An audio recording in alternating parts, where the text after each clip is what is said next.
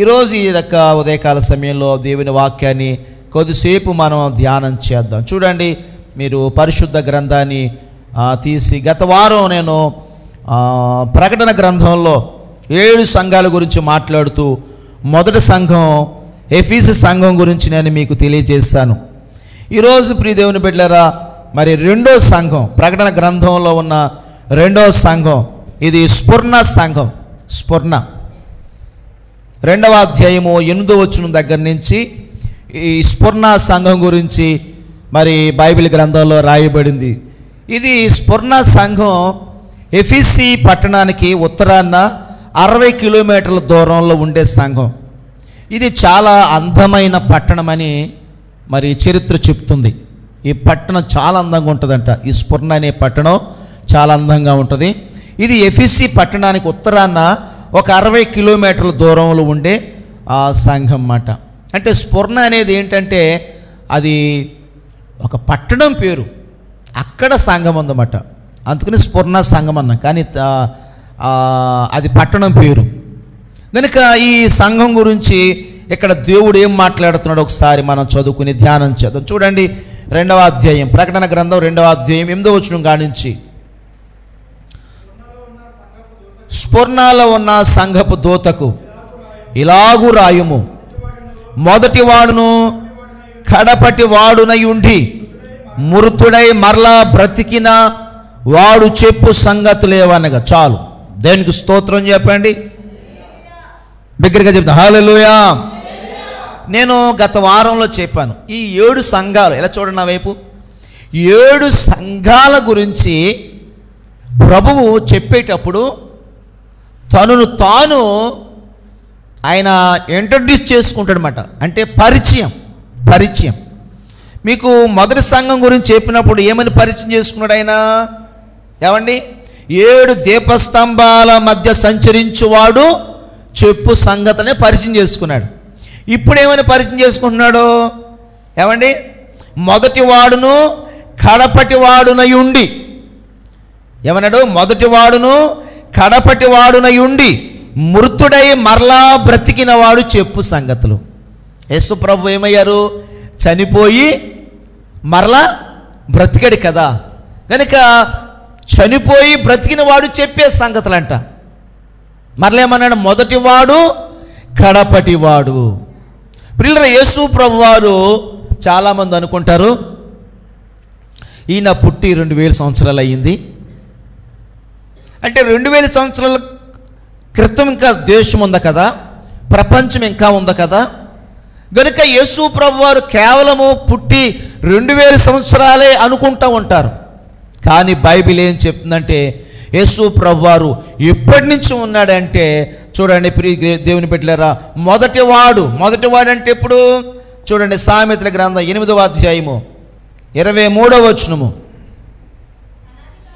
అనాది కాలం మొదలుకొని మొదటి నుండి భూమి ఉత్పత్తి అయిన కాలమునకు పూర్వము నేను నియమింపబడితిని. దేవునికి ఒకసారి స్తోత్రం చెప్పండి, హల్లెలూయా. ప్రభు ఎప్పుడు ఉన్నాడంటే చెప్పండి, అనాది కాలం మొదలుకొని మొదటి నుండి భూమి ఉత్పత్తి అయిన కాలమునకు పూర్వము నేను నియమింపబడితిని. యోహాను సువార్తలో మనం చూస్తే యేసు ప్రభు వారు శిష్యుల దగ్గర, శాస్త్రులు పరిచయులు దగ్గర ప్రభు చెప్తారు, నేను అబ్రహాము కంటే ముందు ఉన్నాను అంటాడు. ఎప్పుడున్నాడు ప్రభు చెప్పండి? అబ్రహాము ఎప్పుడు పుట్టాడు? మనకి ఆదికాండం 12వ అధ్యాయంలో అబ్రహాము ఉంటాడు, అవునే కదా? అంటే అబ్రహాము కంటే ముందు ఉన్నాను నేను అంటాడు.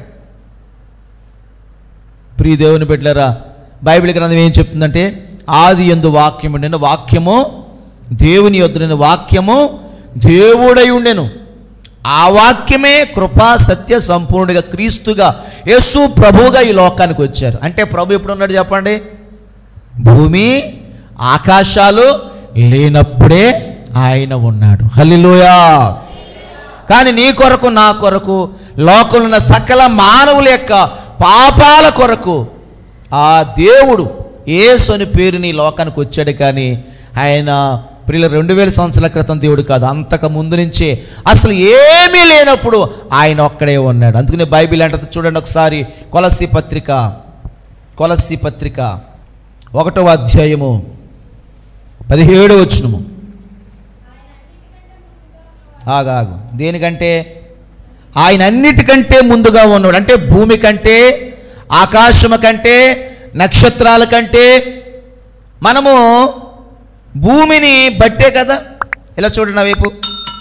మనిషి ఎప్పుడు పుట్టాడు? ఈ ప్రపంచంలో మనిషి ఎప్పుడు పుట్టాడంటే భూమి పుట్టాకే మనిషి పుట్టాడు. ఎందుకంటే పుట్టిన మనిషి ఎక్కడ ఉంటాడు? భూమి లేకుండాను. కనుక దేవుడు ముందు భూమిని కలుగజేశాడు, నక్షత్రాన్ని కలుగజేశాడు, ప్రియుల సముద్రాలన్నీ సృష్టించి 6వ రోజున మనిషిని చేశాడు. ఇక్కడ వాక్యం ఏం చెప్తుంది? ఆయన అన్నిటికంటే ముందుగా ఉన్నాడు. ఈ లోకంలో ప్రియుల అన్నిటికంటే ముందు ఉన్నది ఎవరంటే మన ప్రభువైన అయిన యేసుక్రీస్తు వారండి. దేవునికి స్తోత్రం, హల్లెలూయా. అందుకని ఇక్కడ ఏమన్నాడు? ఆయన అన్నిటికంటే ముందుగా ఉన్నవాడు, ఆయనే సమస్తమునకు ఆధారభూతుడు. ఆయనే సమస్తానికి ఆధారం. ఆయన ఒక్కడే ఆధారం. కనుక ప్రియ దేవుని బిడ్డలారా, ఈ మొదటి వచనంలో మన ఈ స్ఫురణ సంఘంలో ప్రభు తను తాను ఎలా పరిచయం చేసుకుంటాడంటే మొదటి వాడును, తర్వాత ఏమన్నాడు? కడపటి వాడును. ప్రియులారా, యేసు ప్రభు తర్వాత ఇంకేం ఉండదండి. ఇక ప్రభు ఈ లోకానికి వచ్చాడు అనుకోండి. ప్రభు ఈ లోకానికి వచ్చి మనుషులందరినీ, తన యందు విశ్వాసం ఇచ్చిన వారిని, సంఘాన్ని పరలోకం తీసుకువెళ్ళిపోయిన తర్వాత ఈ ప్రపంచానికి ఆయన తీర్పు తీరుస్తాడు. ఆ తర్వాత ఇంకేమీ ఉండదు. ఏ మనుష్యుడు ఉండడు. ఈ యొక్క మరి ప్రపంచాలు ఉండవు, సూర్యుడు ఉండడు, చంద్రుడు ఉండడు, నక్షత్రాలు ఉండవు. బైబిల్ గ్రంథం చెప్తుంది ఇవన్నీ కూడా లయమైపోతాయట. దేవునికి స్తోత్రం, హల్లెలూయా. మనమందరం కూడా పరలోకం వెళ్ళిపోతాము. నమ్మని వారికి దేవుడు ఏం చేస్తాడు చెప్పండి? ఆయన శిక్ష విధిస్తాడు. 2 స్థలాలు ఉంటాయి. ఒకటి పరలోకము, 2 నరకం. అంతే. నమ్మిన వారందరూ పరలోకంలో ఉంటారు, నమ్మని వారందరూ కూడా శిక్ష విధించబడుతుంది. వారు అగ్ని గంధకాలతో మండు గుండంలో ఉంటారు. ఇక 2 స్థలాలు, ఈ భూమి, అమెరికా, లండన్, ఇంగ్లాండ్, భారతదేశం, ఏ దేశం ఉండదు. ఇక ఒకటే దేశం, పరలోకం. దేవునికి స్తోత్రం, హల్లెలూయా. కనుక ప్రభు వచ్చిన తర్వాత ఇంకేముంటుంది. అందుకనే నేనే మొదటి వాడను, కడపటి వాడను, మృతుడినైతేనే కానీ ఏమన్నా చదవనమాట. 8వ వచనం, మృతుడై మరలా బ్రతికినవాడు చెప్పు సంగతులు. కనుక ప్రియులరా, యేసు ప్రభువారు చనిపోయిన వారిలో మరి ఎంత చదువుకున్నాం కొలస్సీ పత్రికలో, మృతుడై మరలా బ్రతికిన కదా. కొలస్సీ పత్రికలు ఏమన్నాడు? మృతులలో నుండి లేచుట్లు ఆది సంభూతుడు. చదవనమాట కొలస్సీ పత్రిక చూడండి. ఆయన ఆది అయి ఉండి మృతులలో నుండి లేచుటలో ఆది సంభూతుడాయను. ఆది సంభూతుడంటే హెబ్రీ పత్రిక 1వ అధ్యాయము 3వ వచనము. ఆయన దేవుని మహిమ యొక్క తేజస్సును, ఆయన తత్వము యొక్క మూర్తిమంతమునై ఉండి. చాలు. ఇక్కడ ఏమన్నాడంటే ఆయన ఎవరు? యేసు ప్రభువారు దేవుని మహిమ యొక్క తేజస్సు అన్నాడు. రెండోది ఆయన తత్వము యొక్క మూర్తిమంతము, అంటే ఖచ్చితమైన పోలిక. ఖచ్చితంగా దేవుడు ఎలాగుంటాడో ప్రియులరా, ఆ దేవుని పోలిక ఎవరిలో ఉందంటే యేసు ప్రభువులో ఉంది. అందుకనే యేసు ప్రభువారు ఆయనకి ఏం పేరు అంటే ఈ లోకంలో మనిషి కుమారుడు, ఇంకో పేరు ఉంది దేవుని కుమారుడు. ఇప్పుడు యేసు ప్రభువులు ఎవరి పోలికలు ఉన్నాయే? కొన్ని పోలికలు కదంట, సంపూర్ణంగా. దేవునికి స్తోత్రం చెప్పండి, హల్లెలూయా. అందుకనే బైబిల్ గ్రంథంలో ఏముంది? మీరు ఎఫెసీ పత్రిక తీయండి. ఎఫెసీ పత్రికలు ఏమన్నాడో? ఎఫెసీ పత్రికలో 4వ అధ్యాయము 12వ వచనము. మనమందరము విశ్వాస విషయంలోనూ దేవుని కుమారుని గూర్చిన జ్ఞాన విషయంలోనూ ఏకత్వం పొంది సంపూర్ణ పురుషులకు వరకు, అనగా క్రీస్తుకు కలిగిన సంపూర్ణతకు సమానమైన సంపూర్ణత కలవారమగు వరకు. అంటే అర్థం ఏంటి? క్రీస్తు సంపూర్ణుడు. క్రీస్తు ఎవరు చెప్పండి? సంపూర్ణుడు. అంటే ఇంకా ఆయనకి ఏది తక్కువ లేదు. దైవత్వం యొక్క సంపూర్ణత ఎవరిలో ఉంది? క్రీస్తులో ఉంది. కనుక క్రీస్తు సంపూర్ణుడు, క్రీస్తు సంపూర్ణమగా దైవత్వం కలిగిన వాడు మాట. కనుక ప్రియదేవుని బిడ్డలారా, యేసు ప్రభువారు మృతులలో నుండి లేచుట్లో ఏమయ్యాడంటే ఆది సంభూతుడు. ఆది సంభూతుడు అంటే మొట్టమొదటిగా లేచినవాడు, మొట్టమొదటిగా లేచినవాడు. ఈ ప్రపంచంలో ఎవరు కూడా మరి లేచిన వారు లేనే లేరు. యేసు ప్రభు ఒక్కడే మృతులలో నుండి లేచాడు. లేచట్లో ఆయన ఒక్కడే ఆది సంభూతుడు, ఆయన ఒక్కడే ప్రథమమైన వాడు. చాలామంది చూడండి, యేసు ప్రభు కదా లాజర్ని ఏం చేశాడు? లేపాడు కదా. మరి లేచిన లాజర్ ఏమయ్యాడు? ఒక రోజున చనిపోయాడు. యాయిరు కుమార్తెని యేసు ప్రభు బ్రతికించాడు. నాయుని విధవరాలు కుమారుని ప్రభు బ్రతికించాడు. ఇలాగా యేసు ప్రభు శిష్యులు కూడా చాలామందిని బ్రతికించారు. కానీ వాళ్ళు ఏమయ్యారు? ఒక రోజున మరలా చనిపోయారు. కానీ యేసు ప్రభు వారు చనిపోయి తిరిగి లేచారు కదా. బైబిల్ ఏం చెప్తుందంటే చనిపోయి తిరిగి లేచిన యేసు ప్రభు ఇక మరి అన్నాడు చనిపోవడం. దానికి స్తోత్రం చెప్పండి, హల్లెలూయా. బైబిల్ ఏం చెప్తుందంటే ఆయన యుగ యుగములు సజీవుడిగా ఉన్నాడు. చదవండి ప్రకటన గ్రంథం 1వ అధ్యాయము. ప్రకటన గ్రంథం 1వ అధ్యాయము 18వ వచనము. నేను మొదటి వాడును కడపటి వాడును జీవించువాడును, మృతుడనైతిని గాని ఇదిగో యుగ యుగములు. దేవునికి స్తోత్రం, హల్లెలూయా. చూస్తారా, నేను మృతుడనైతిని కానీ, నేను చనిపోయాను కానీ యుగ యుగములు ఇప్పుడు ఎలాగున్నాను? సజీవుడిగా ఉన్నాను, సజీవుడిగా ఉన్నాను. ప్రియులరా, ఆయన ఎవరు అంటే సజీవుడైన దేవుడు. కనుక ఈ యొక్క లక్షణాలు ఈ ప్రపంచంలో ఎవరికి కూడా లేదు. అందుకే ప్రభు చెప్పాడు, ఇది నేను మొదటి వాడను కడపటి వాడను. చనిపోయి ఏమన్నాడు ఆ వచనంలో, ఆ ప్రకటన గ్రంథంలో 2:8 ఏమంటున్నాడు? మృతుడై మరలా బ్రతికిన వాడు చెప్పు సంగతులు. ఏం చెప్తున్నాడు ఈ సంఘం గురించి? నీ శ్రమను దరిద్రతను నేనెరుగుదును, అయినను నీవు ధనవంతుడివే. దానికి స్తోత్రం చెప్పండి. ఈ సంఘం గురించి ప్రభు చెప్తున్న మాట, నీ శ్రమ నీ దరిద్రత నాకు తెలుసు. ఏమన్నాడు ఎక్కను? అయినను నీవు ధనవంతుడివే. తాము యూదులమని చెప్పుకొనుచు యూదులు కాక సాతాను సమాజపు వారి వలన నీకు కలుగు దోషణ నేను ఎరుగుదును. నీవు పొందబో శ్రమలకు భయపడకము. దానికి స్తోత్రం, హల్లెలూయా. ఈ సంఘం గురించి ప్రభు చెప్తున్నాడు ఏంటంటే నీకు శ్రమలు రాబోతున్నాయి. ఏమన్నాడండి ఆయన? నీకు శ్రమలు రాబోతున్నాయి. అయితే ఆ శ్రమలకు నువ్వు భయపడవద్దు. ప్రియులరా, ఈ రోజున మన జీవితాల్లో మరి మనకు కూడా శ్రమలు వస్తాయంటారా రావంటారా? ప్రతి ఒక్కరికి ఏదో సమయంలో శ్రమలు ఉంటాయండి. ఏదో ఒక జీవితంలో చిన్నపిల్లలుగా ఉన్నప్పుడు, యవ్వన ప్రాయంలో, పెళ్ళయ్యాక, ఏమండి లేకపోతే మధ్య వయస్సులో, ఇలాగ ఏదో స్థాయిలో ఏదో ఒక రోజున జీవితంలో ఏదో ఒక క్షణాలలో రోజుల్లో మనిషి అన్న తర్వాత ఏమొస్తాయి చెప్పండి? శ్రమలు వస్తాయి, బాధలు వస్తాయి, కష్టాలు వస్తాయి, ఇబ్బందులు వస్తాయి. ఇక్కడ ఈ సంఘంతో కూడా చెప్తున్నాడు ప్రభు ఏమనంటే నువ్వు పొందబో శ్రమలకు భయపడవద్దు. నీకు శ్రమలు రాబోతున్నాయి, నీకు కష్టాలు రాబోతూ ఉన్నాయి. అయితే ఈ నువ్వు పొందే శ్రమలకి నువ్వేం చేయొద్దు? భయపడవద్దు. ఇంకేమన్నాడో చదవండి 10వ వచనం. ఇదిగో మీరు శోధింపబడినట్లు అపవాది మీలో కొందరిని చెరలో వేయబోచున్నాడు. అబ్బా, చూసారండి, సాతాను అట్టండి సంఘంలో కొందరిని చెరలో వేయబోతున్నాడంట. చెర అంటే చెరసాల, బాధల్లో పెట్టబోతున్నాడు. సాతాను మిమ్మల్ని చెరలో వేయబోతున్నాడు. ఏమండి, సాతాను వాడి పని ఏంటి చెప్పండి? మీకు గత దినాల్లో చెప్పాను. సాతాను పని ఏంటంటే వాడు మనల్ని మోసం చేస్తాడు.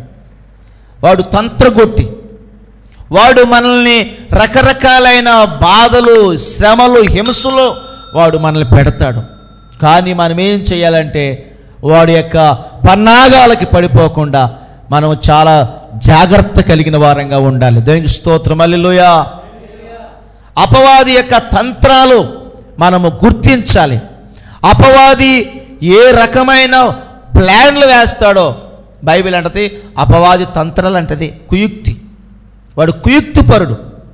ఆ కుయుక్తులు మనం ఏం చేయాలంటే గుర్తించి జ్ఞానంగా మసులుకోవాలి. అండ్ అపవాది తంత్రాలు మనం గుర్తించాలంటే మనకేం తెలియాలి? వాక్యము తెలియాలి. మన వాక్యం తెలిస్తే ఇది అపవాది ఉచ్చు, ఇది అపవాది తంత్రం, ఇది అపవాది నన్ను మోసం చేస్తాడని మనం గుర్తిస్తాం. లేకపోతే ఏమైపోతామంటే వాడి యొక్క కుతంత్రాలకి, వాడి తంత్రాలకి మనం బలైపోతాం. కనుక ప్రియ దేవుని బిడ్డలారా, ఇక్కడ ఈ స్ఫురణ అనే ఈ సంఘంతో ప్రభు చెప్తున్నాడు, ఇదిగో నీకు శ్రమలు రాబోతున్నాయి, మీలో అపవాది కొందరిని చెరలో వేయబోతున్నాడు. కాబట్టి ఈ సంఘంతో ప్రభు ఏం చెప్పాడు? చదవండి మాట. 10 దినములు శ్రమ కలుగును, మరణము వరకు నమ్మకముగా ఉండుము, నేను నీకు జీవ కిరీటం ఇచ్చేదును. ఏమన్నాడండి? 10 దినాలు. ఎంతకాలం శ్రమ అంట? ఎంతకాలం శ్రమ? 10 దినాలు శ్రమ కలుగుతుంది. ఈ 10 దినాలు నువ్వు ఎలాగ ఉండాలంటే నమ్మకంగా ఉండు, నేను నీకు జీవ కిరీటాన్ని ఇస్తాను. అర్థమవుతుంది? అర్థం అవట్లేదు మీకు? ఏం చెప్పాడు సంఘంతో? 10 దినాలు మీకు శ్రమ కలుగును. ఎన్ని దినాల శ్రమ చెప్పండి? 10 దినాలు. అయితే ఈ 10 దినాలు నువ్వు ఎలాగ ఉండాలి? నమ్మకంగా ఉండు. నువ్వు నమ్మకంగా ఉంటే ఎప్పుడు నమ్మకంగా ఉండాలి? శ్రమలో నమ్మకంగా ఉండాలి. నీకొచ్చే శ్రమలో, నీకొచ్చే బాధలలో, నీకొచ్చే కష్టాలలో, నీ ఇబ్బందుల్లో నువ్వు నమ్మకంగా ఉండాలి. దేవునికి స్తోత్రం చెప్పండి. కానీ నమ్మకంగా ఎప్పుడు ఉంటాం చెప్పనా? అన్నీ బాగుంటే చక్కగా ఉంటాం, నమ్మకంగా ఉంటాం. కానీ మనం శ్రమలో నమ్మకంగా ఉండాలి. దేవునికి స్తోత్రం, హల్లెలూయా. ఇప్పుడు కడుపు కాలుతుందండి, ఆకలిగా ఉంది, ఆకలేస్తుంది, ఇంట్లో పూట గడవడం కష్టంగా ఉంది, ఇంట్లో చాలా ఇబ్బందికరంగా ఉంది. ఏదైనా మోసం చేస్తే డబ్బులు వచ్చేది కనిపించింది, ఏం చేయాలి? ఇప్పుడు మనం మోసం చేస్తే ఇప్పుడు మనకు 10,000 వస్తాయి, డబ్బు మనకు కావాలి. ఇప్పుడు ఆ మోసం పని మనం ఏం చేయకూడదు. నేను ఆకలితోనే ఉంటాను కానీ ఆ మోసం పని చేయను. మనం ప్రియులరా అలా ఎప్పుడైతే నమ్మకంగా ఉంటామో ప్రభు అంటున్నాడు, నేను నీకు జీవ కిరీటం ఇస్తాను. దేవునికి స్తోత్రం, హల్లెలూయా. జీవ కిరీటాన్ని మనం పొందుకోవాలంటే ప్రియులరా నిత్య జీవములో దేవుడిచ్చే ఆ కిరీటం, అది ఎంతో అందమైన కిరీటం. ఆ జీవ కిరీటాన్ని నువ్వు పొందుకోవాలంటే నీ శ్రమలో నువ్వేం చేయాలంటే నువ్వు నమ్మకంగా ఉండాలి. నువ్వు ఎప్పుడైతే నమ్మకంగా ఉంటావో దేవుడు నీకు జీవ కిరీటాన్ని ఇస్తాడు. శ్రమలు ప్రియ దేవుని బిడ్డలారా, కష్టాలు మానవుణ్ణి ఏం చేస్తాయంటే మనసు చెదిరిపోయేలా చేస్తుంది. శ్రమలు నిలకడ లేకుండా చేస్తాయి. శ్రమలు ప్రియుల మానవుణ్ణి పడతోసేస్తూ ఉంటాయి. కానీ అటువంటి శ్రమలో నువ్వేం చేయాలంటే నీ భక్తి కనపడాలి. హల్లెలూయా. నీ భక్తి నీ శ్రమలో కనపడాలి. బాగున్నప్పుడు అందరూ భక్తిగా ఉంటారు. ఏమండి, బాగున్నప్పుడు అందరూ చాలా యథార్థంగా ఉంటారు. బాగున్నప్పుడు, పరిస్థితులన్నీ బాగున్నప్పుడు అందరూ చాలా విశ్వాసంగా ఉంటారు. కానీ నీ విశ్వాసము, నీ భక్తి, నీ యథార్థత, నీ నమ్మకత్వం ఎక్కడ కనిపించాలంటే శ్రమలో. హల్లెలూయా. శ్రమలో నువ్వు నమ్మకంగా ఉండాలి. చూడండి, మన బైబిల్ గ్రంథంలో చూస్తే యేసేపుకి చాలా శ్రమలు వచ్చినాయి, చాలా బాధలు వచ్చినాయి. కానీ యేసేపు జీవితంలో ఎక్కడా కూడా తన నమ్మకత్వానికి మరి ఏమాత్రం మచ్చ రాలేదు. పోతీఫర్ ఇంట్లో ఎంత నమ్మకంగా ఉన్నాడు చెప్పండి. పోతీఫర్ ఇంట్లో ఏవైనా అతను ఇల్లంతా అప్పగించేస్తాడు. పోతీఫర్ ఇల్లంతా అప్పగించేస్తాడు. తేడా వచ్చిందంటారా? ఏం తేడా రాలేదు.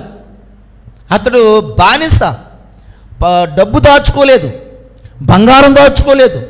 డబ్బు విషయంలో ఏమండి, అతను బంగారం విషయంలో, ఆహార విషయంలో, లెక్కల విషయంలో ఎక్కడ తప్పు రాలేదు.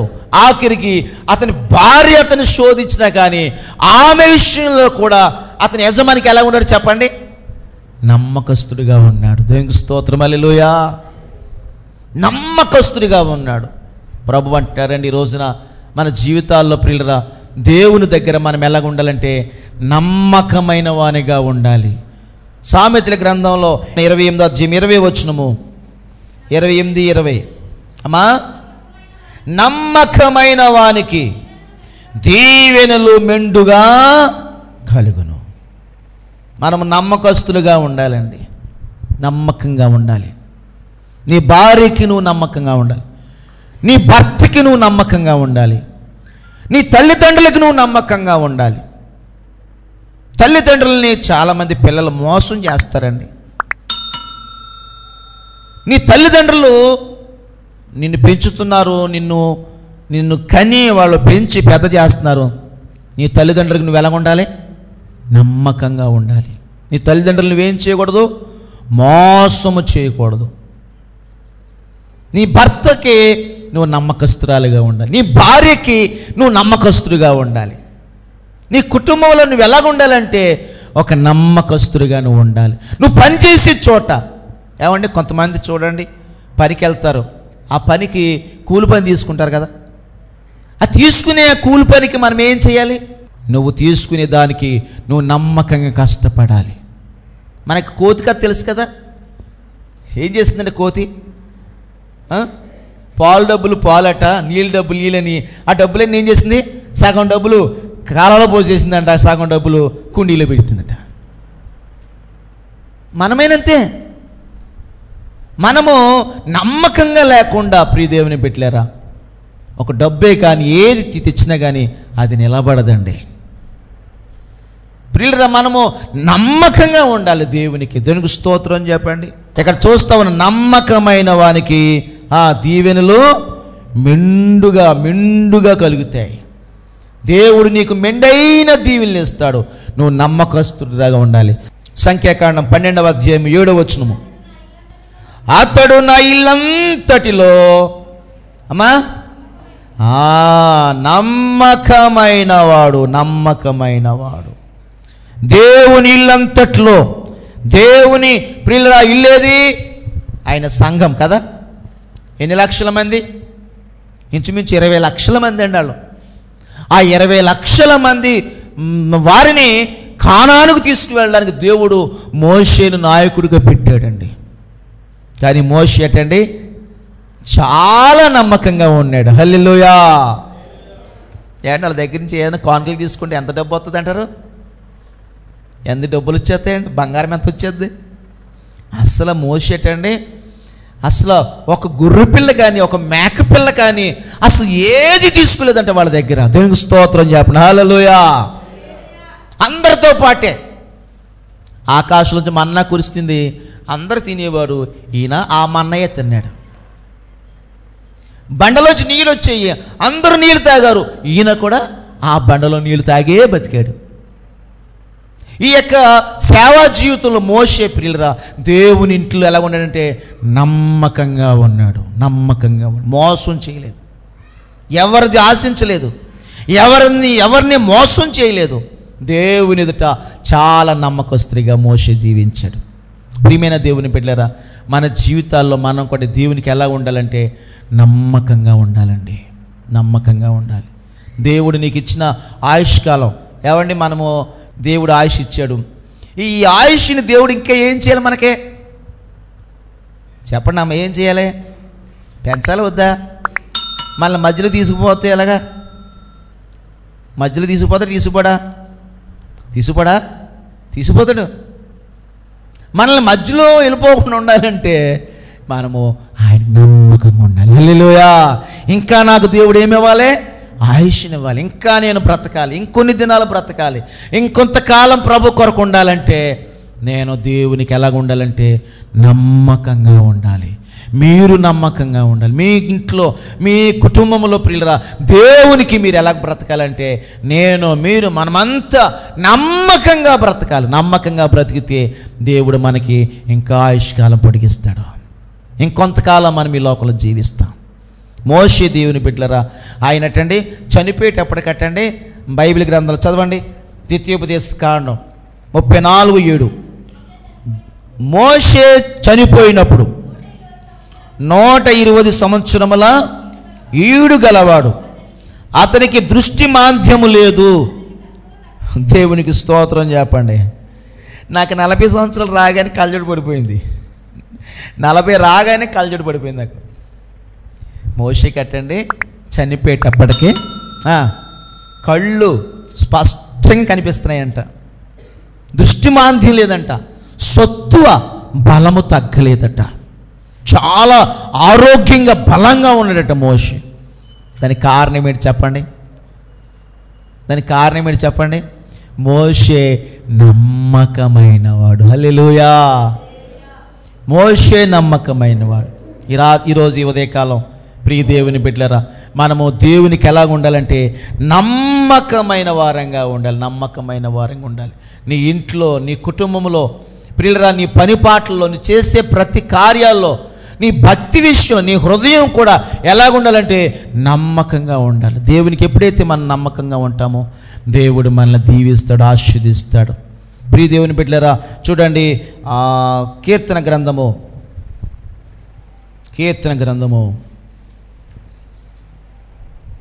101వ కీర్తన 6వ వచనము చదవమ్మా.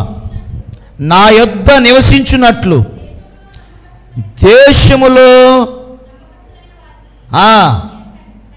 దేవునికి స్తోత్రం. హల్లెలూయా. ఎవరుంటారంట ఆయన దగ్గరండి? నమ్మకస్తులు. నా యొద్ద నివసించున్నట్లు దేశంలో నమ్మకస్తులైన వారిని నేను కనిపెడుతున్నాను. నువ్వు దేవుని దగ్గర నివసించాలంటే దేవునికి ఏం కావాలి? మీరు ఉద్యోగం ఎవరికి ఇస్తారో? మీరు ఏదైనా ఒక మందుల షాప్ పెట్టారు, లేకపోతే ఏదో షాప్ పెట్టుకున్నారు, ఆ క్యాష్ కౌంటర్ కాడ ఎవరిని కూర్చోబెడతారో? మీరు ఇంట్లో ఫంక్షన్ పెట్టుకున్నారు, ఏదైనా రాయాలని మీరు ఎవరిని పెడతారు? తాగుబోతులు పెడతారా? అక్కడ నమ్మకంగా ఉండే డబ్బులన్నీ జాగ్రత్తగా అప్పచెప్పి పెడతారు, నమ్మకస్తులను పెడతారు.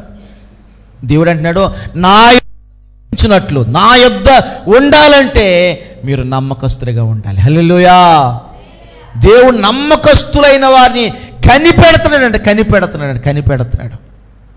ఈ రోజున ప్రియ దేవుని బిడ్డలారా, మనము దీవించబడాలంటే, దేవుని దగ్గర మనం నివసించాలంటే మనం ఎలాగ ఉండాలంటే నమ్మకస్తులుగా మనం ఉండాలని ప్రభు కోరుకుంటున్నాడు. నెహెమ్యా గ్రంథంలో చూడండి ఒకసారి.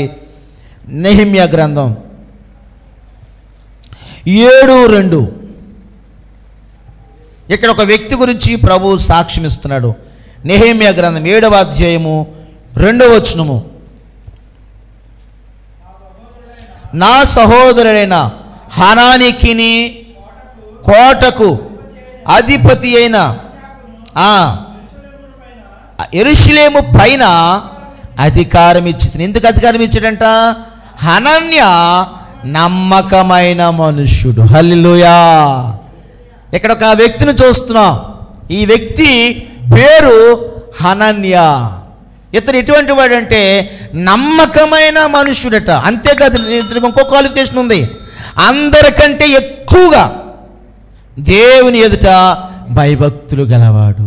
ఏమంటే ఇలా చూడండి, భయభక్తులు గలవాడు అనే మాట వాడొచ్చు కదా. ఏ మాట వాడాడు? అందరికంటే ఎక్కువగా భయభక్తులు. మీకు అర్థమైందా? ప్రార్థనకి అందరూ వచ్చారు, మీరు అందరూ వచ్చారు, అవునా? మీరు అందరూ ప్రార్థనకు వచ్చారు. కానీ ఒక్కొక్కరు కొంతమంది 11 గంటలకు వచ్చారు, కొంతమంది 11:15కు వచ్చారు. అంటే మీరు వచ్చే టైంలో ఏముంది కొంచెం తేడా ఉంది. మరి 11 గంటలకు వచ్చిన వాళ్ళని, 11:30కు వచ్చిన వాళ్ళని 12 గంటలకు ఒకేలా చెప్తామా? ఇక్కడ కూడా అది ఇప్పుడు ఏమన్నాడు చెప్పండి, అందరికంటే ఎక్కువగా, అంటే అందరికీ భయభక్తులు ఉన్నాయి, కానీ ఇతనికంట, ఈ హనానీ కంట అందరికంటే ఎక్కువగా భయభక్తులు ఉన్నాయట. దేవునికి స్తోత్రం చెప్పండి, హల్లెలూయా. ప్రియమైన దేవుని బిడ్డలారా, ఇతను నమ్మకమైన వాడని ఇక్కడ మనం చూస్తా ఉన్నాం. ఈ రోజున మన దేవుడు కూడా ఎటువంటి వాడంటే దేవుడు నమ్మకమైన వాడు. హల్లెలూయా. మన దేవుడు ఎవరు చెప్పండి? నమ్మకమైన వాడు. కనుక మనం ఎలాగుండాలని ప్రభు కోరుకుంటాడంటే మనం నమ్మకంగా ఉండాలి. ఎప్పుడంటే నీ శ్రమ దినాలలో, నీ కష్ట దినాలలో, నీ ఆపదలలో, నీ ఇబ్బందుల్లో, నీ శ్రమలో నువ్వేం చేయకూడదు అంటే నువ్వు కృంగిపోకూడదు, పడిపోకూడదు. శ్రమ దినాలలో నువ్వేం చేయాలంటే నువ్వు నమ్మకంగా ఉండాలి. అప్పుడు దేవుడు నీకు జీవ కిరీటాన్ని ఇస్తాడు. శ్రమలో విశ్వాసం కోల్పోకూడదు, శ్రమలో భక్తి కోల్పోకూడదు, ప్రార్థన కోల్పోకూడదు, శ్రమలో నువ్వు కృంగిపోకూడదు. శ్రమ వచ్చినా నువ్వు ప్రార్థన మానకూడదు, శ్రమ వచ్చినా నీ విశ్వాసాన్ని విడిచిపెట్టకూడదు, శ్రమ వచ్చినా నీ యొక్క యథార్థతను విడిచిపెట్టకూడదు. అప్పుడే ప్రియులారా, అప్పుడే దేవుడు మనల్ని దీవిస్తాడు. ఆ యొక్క సంఘంతో ఆ మాట చెప్పాడు ప్రభు, ఇదిగో 10 దినాలు నీకు శ్రమ కలగబోతుంది. ఆ శ్రమలో నువ్వేం చేయాలి? నమ్మకంగా ఉండు, నమ్మకంగా ఉండు, నమ్మకంగా ఉండు.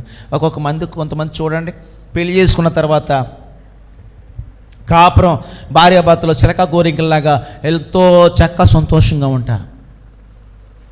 భర్తకు ఉద్యోగం పోయిందనుకోండి, భర్తకు ఉద్యోగం లేదు, డబ్బు సంపాదన లేదు, డబ్బు రావట్లేదు, ఏం చేస్తారు? ఏమండి, ఈ రోజున ఆడవాళ్ళు ఏం చేస్తున్నారు? భర్తకు సంపాదన లేకపోతే ఏం చేస్తున్నారు? కాపురం చేస్తున్నారా? భర్త సంపాదన లేదు, కాపురం నువ్వు పెళ్లి చేసుకున్నావో, నీ భర్తకు ఉద్యోగం పోయింది, లేదా వ్యవసాయం పాడైపోయింది, నష్టం వచ్చేసింది, వ్యవసాయంలో లాస్ అయిపోయాడు, వ్యాపారం పెట్టి లేదా వ్యాపారం లాస్ అయిపోయాడు, అప్పులైపోయాడు, ఉద్యోగం పోయింది, లేదా వ్యవసాయం పాడైపోయింది, ఇక పైసలు ఆదాయం లేదు, ఏం చేద్ది ఈ అమ్మాయి? రోజు ఎన్ని చూస్తున్నామండి, వెంటనే వదిలేస్తుంది. భర్తను ఏం చేస్తుంది? వదిలేస్తున్నారు. ఎందుకు? ఆదాయం లేదు, రాబడి లేదు. ఎలా పెంచుతున్నాను అంటే పెంచితేనే కాపురం నీకు, పెంచకపోతే నీకు కాపురం లేదు నీకు. అంటే ఏమి లేదు చెప్పండి, ఆ వ్యక్తికి నమ్మకత్వం లేదు. అయ్యో నా భర్త, నేను కట్టుకున్న భార్య నేను చనిపోయే వరకు కలిసే ఉండాలి. నమ్మకత్వం లేదండి. ప్రభు అంటాడండి, నువ్వు మరణము వరకు నమ్మకంగా ఉండాలి. ఎప్పటిదాకా నమ్మకంగా ఉండాలి?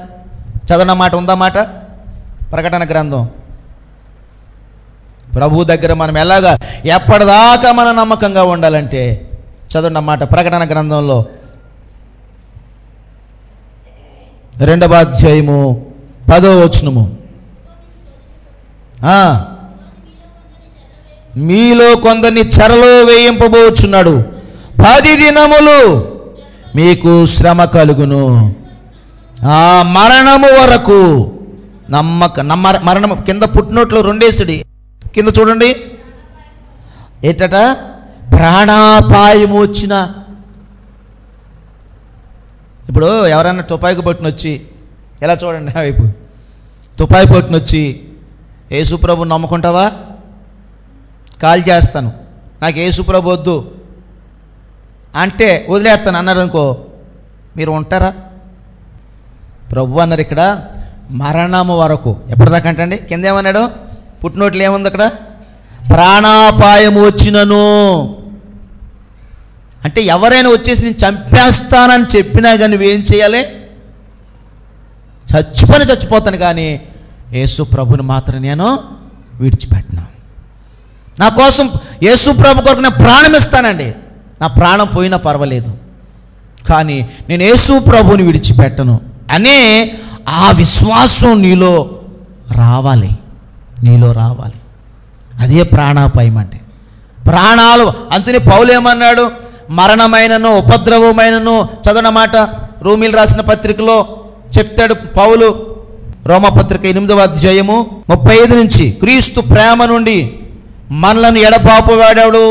శ్రమైనా, బాధైనా, హింసైనా, కరువైనా, వస్త్రహీనతైన, ఉపద్రవమైన, ఖడ్గమైన మనలను ఎడబాపునా. చాలు చాలు. అంటే ఒకవేళ బట్టలైన లేదని, ఉపద్రవాలు వచ్చాయని, కష్టాలు వచ్చాయని, ఖడ్గం వచ్చిందని, కత్తి వచ్చిందని ప్రభువుని వదిలేస్తారా? అలా వదిలేస్తే ఫలమైతే మనం పరలోకం వెళ్ళలేమండి. మనం పరలోకం వెళ్ళాలంటే, నిత్య జీవం కావాలంటే, జీవ కిరీటాన్ని మనం పొందుకోవాలంటే మనం ఏం చేయాలంటే, ఉపద్రవం కాదు, ప్రాణాపాయం వచ్చిన, ప్రాణాలే పోతున్నా మనం ఏం చేయాలంటే ప్రభు కొరకు నిలబడాలి. స్టెఫెన్ ఏం చేస్తాడండి? రాళ్లతో చంపేస్తూ ఉంటుంటే సంతోషంగా ప్రాణాలు అర్పించేశాడు. హల్లెలూయా. ఏమన్నాడు తెలుసా?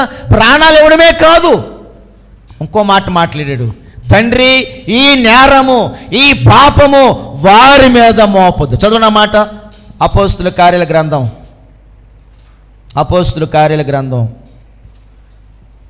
7వ అధ్యాయము 59-60 వచనాలు. ప్రభువును గూర్చి మొర్రపెట్టుచు, యేసు ప్రభువా నా ఆత్మను చేర్చుకొనుమని స్టెఫెను పలుకుచుండగా వారు అతని రాళ్లతో కొట్టిరి. అతడు మోకాళ్ళుని, ప్రభువా వారి మీద ఈ పాపము మోపకమని గొప్ప శబ్దముతో పలికాను. చాలు. చూసారండి,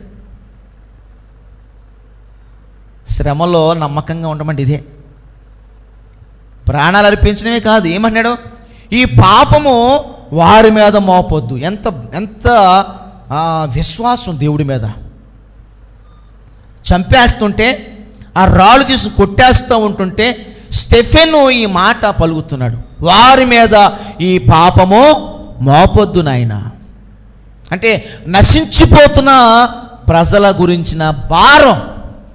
ఎందుకంటే వాళ్ళు పాపములో చనిపోతే ఎక్కడికి వెళ్ళిపోతారు? నరకంలోకి వెళ్ళిపోతారు. ఇప్పుడు స్టెఫెను రాళ్ళతో కొట్టేస్తూ ఉంటుంటేనట ప్రభు పరలోకంలో నిలబడిపోయారంట. పై వచనం చదవండి, ఎన్నో వచనం చూడండి. ఎన్నో వచనం అంటే 55వ వచనం చదవమ్మ ఒకసారి. ఆకాశం వైపు తేరి చూచి దేవుని మహిమను, యేసు దేవుని కుడిపార్శ్వమందు నిలిచి ఉండుట చూచి. చాలు చాలు. చూసారండి, స్టెఫెను ఏం చూస్తున్నాడు? దేవుని కుడిపార్శ్వమున యేసు ప్రభువారు నిలబడి ఉండడం చూస్తున్నాడు. యేసు ప్రభువారు నిలబడ్డాడు. కూర్చుండే యేసు ప్రభు ఎక్కడ ఏం చేస్తున్నాడు? నిలబడ్డాడు. ఎందుకు నిలబడ్డాడు? తన యందు విశ్వాసం ఉంచిన తన కుమారుని రాళ్లతో కొట్టి చంపుతుంటుంటే ఆయన నిలబడి చూస్తున్నాడు. రక్షించలేడా? యేసుప్రభు రక్షించలేడా? కాపాడలేడైనా? ఏమో కాపాడగలడా? కాపాడలేడా? కాపాడగలడైనా. కానీ యేసు ప్రభుకి స్టెఫెన్ చనిపోవడమే ఇష్టం, స్టెఫెన్ మరణించడం ఇష్టమే. ఎందుకంటే చనిపోయిన స్టెఫెన్ పరలోకం వచ్చేస్తాడు. దేవునికి స్తోత్రం చెప్పండి. హల్లెలూయా. కానీ స్టెఫెన్ని చంపిన ఆ సౌల్ని దేవుడు పౌలుగా మార్చి తర్వాత తన కొరకు బలమైన సాధనంగా ఆయన వాడుకున్నాడు. కనుక శ్రమలు వచ్చినప్పుడు మనం ఏం చేయాలంటే, ప్రాణాపాయం వచ్చినా కానీ మనం నమ్మకంగా ఉండాలి. ఈ దినాలన్నీ దుర్దినాలండి. మీరేదో అనుకుంటున్నారేమో, మీరేదో అనుకుంటున్నారు. రాబోతున్నాయి రోజులు, భయంకర రోజులు ముందున్నాయి మనకి.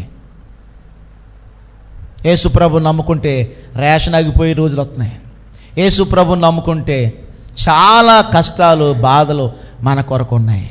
కానీ ఇవన్నీ తట్టుకుని నిలబడాలని నువ్వు ప్రభు కోరుకుంటున్నాడు. ఎందుకంటే బైబిల్ గ్రంథంలో చెప్తాడు. చదవండి ఒకసారి, మత్తయి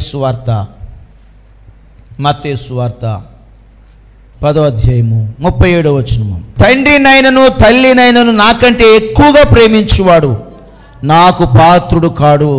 కుమారునైనను కుమార్తెనైనను నాకంటే ఎక్కువగా ప్రేమించువాడు నాకు పాత్రుడు కాడు.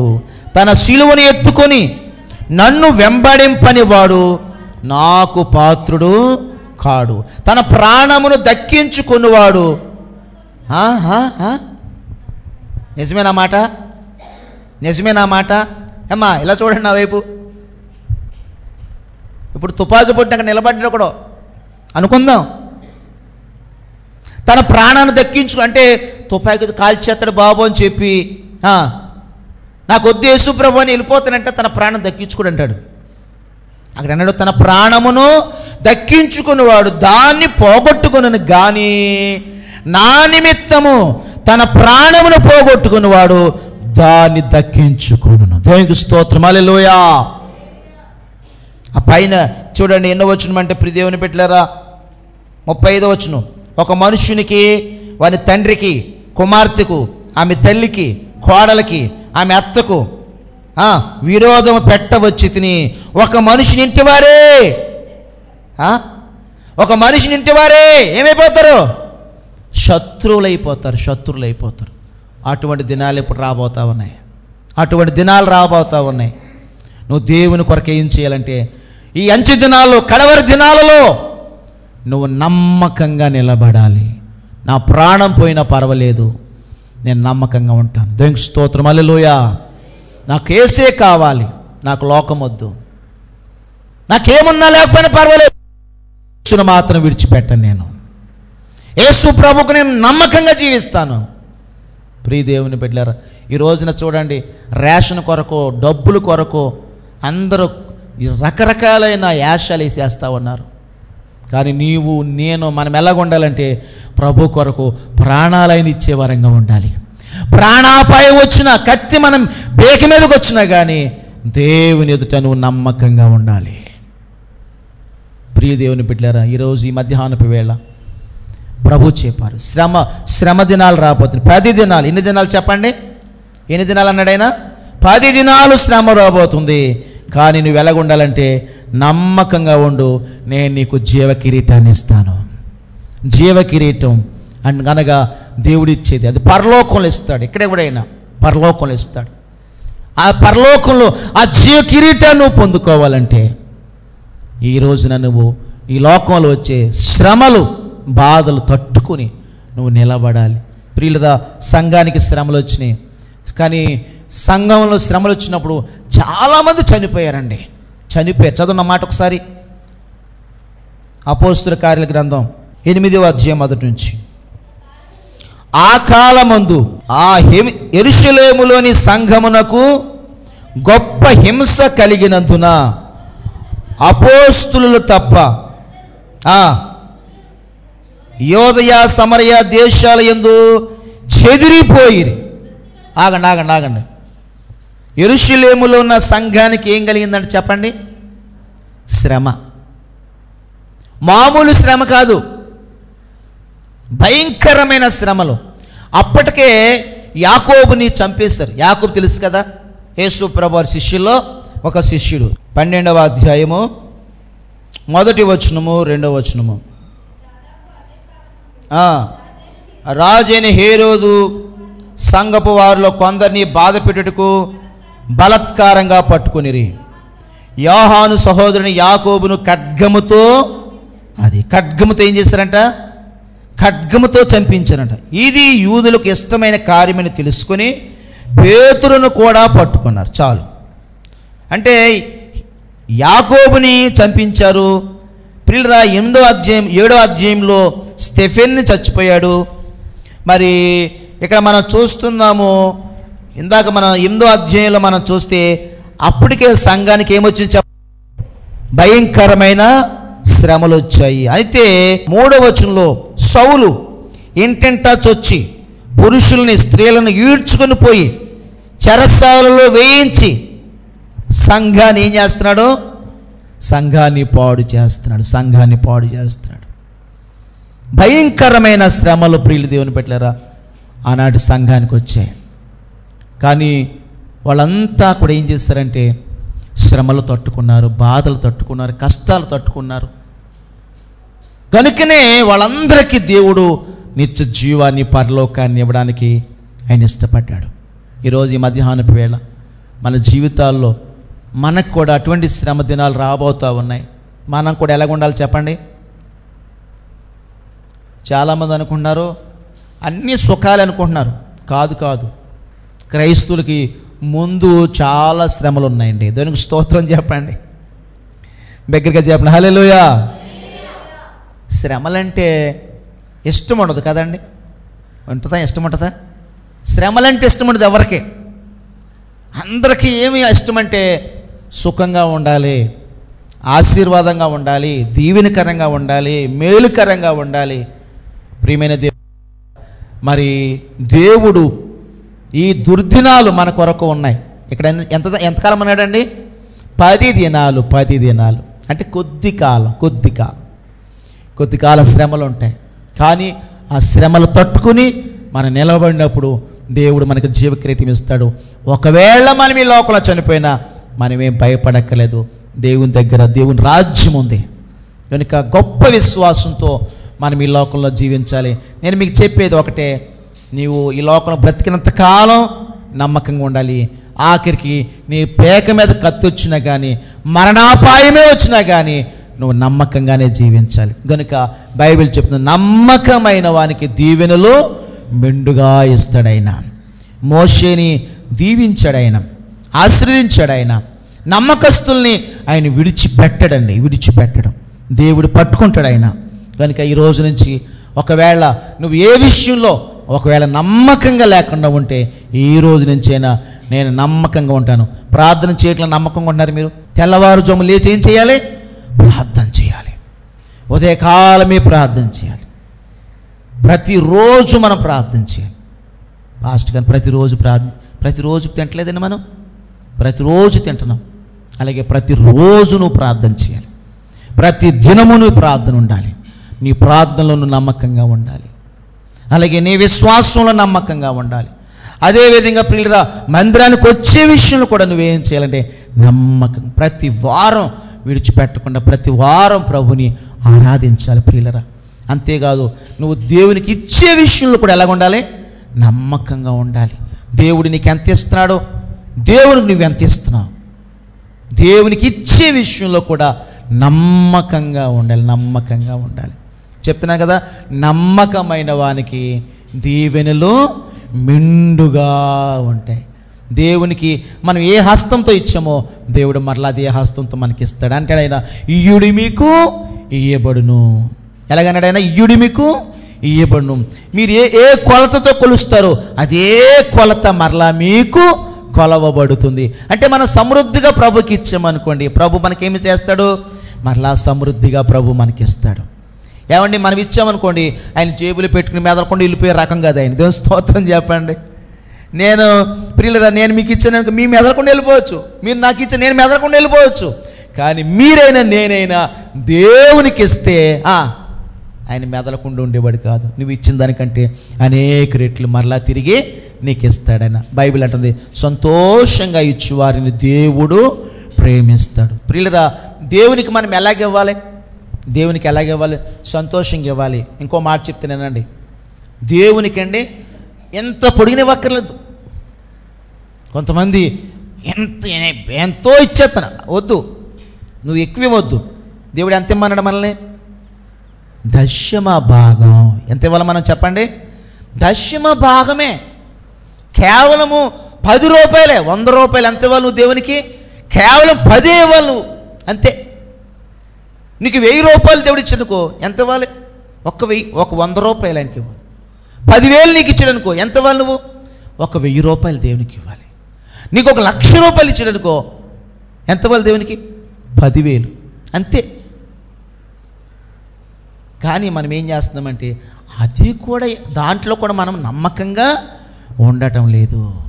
ప్రియులరా, దేవునికి ఇచ్చే విషయంలో కూడా మనం ఎలాగ ఉండాలి చెప్పండి? నమ్మకంగా ఉండాలి. కనుక ఈరోజు నీ మధ్యాహ్నపు వేళ దేవునికి మనము నమ్మకంగా ఉందాం. ఈ యొక్క స్ఫురణ సంఘానికి ప్రభు చెప్పాడు. ఆఖరి మాట ముగించి చెప్పి ముగిస్తాను. చదవండి మాట, మరొకసారి చదవండి మాట. 2వ అధ్యాయము ప్రకటన గ్రంథము 2వ అధ్యాయము 10వ వచనము. మీరు శోధింపబడినట్లు అపవాది మీలో కొందరిని చెరలో వేయింపబోచున్నాడు.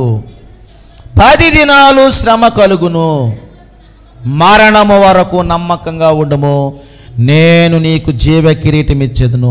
సంఘములతో ఆత్మ చెప్పుచున్న మాట చెవి గలవాడు వినుగాక.